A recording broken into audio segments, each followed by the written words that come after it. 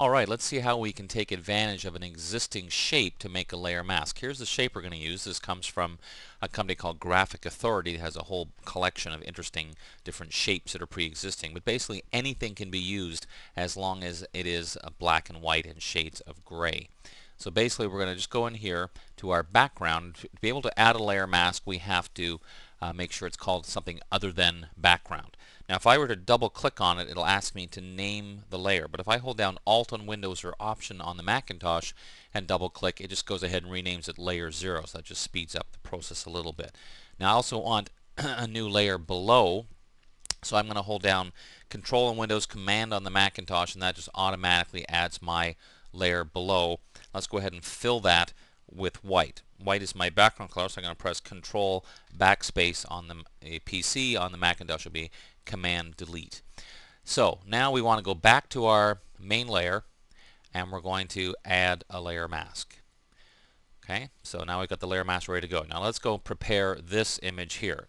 It is considerably larger, and it's in fact way too big. If I were to copy and paste this, it would become enormous. So let's use our image size command, and we're going to make it the same size as our photo. Instead of trying to figure that out, I just have to, with this image size dialog box open, I just have to go to the window menu and pick my document, which is this one, and it'll automatically put in the right numbers for me. I click OK, and it resizes very nicely for me. So now I have an image which is just the right size. Now I didn't keep it proportionally. I wasn't worried about that. I was trying to make it fit. So you can see it squished a little bit, but that's okay for this random shape. So now all I do is Control or Command A for select all, and then Command or Control C for copy.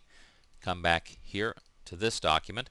Now here's the trick. If I were just to choose paste, it would make a new layer. I need to actually be looking at the layer mask. So if you hold down Option or Alt and click on the layer mask, it actually makes that active. So you're pasting on the mask itself.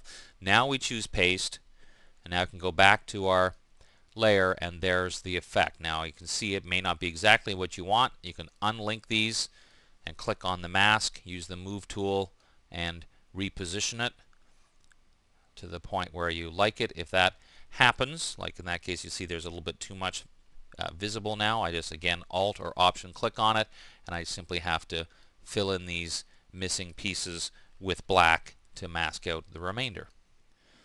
So you can see it's very simple to use an existing shape. This could be, as I mentioned, another photograph, anything you like. The real trick is you have to hold down Option or Alt and click on the layer mask to actually see the effects. So it's a very simple way to take advantage of pre-existing shapes as a mask. So this is what it's like in Windows. Looks pretty much the same to me. Cool. I'm Dave Cross. See you next time.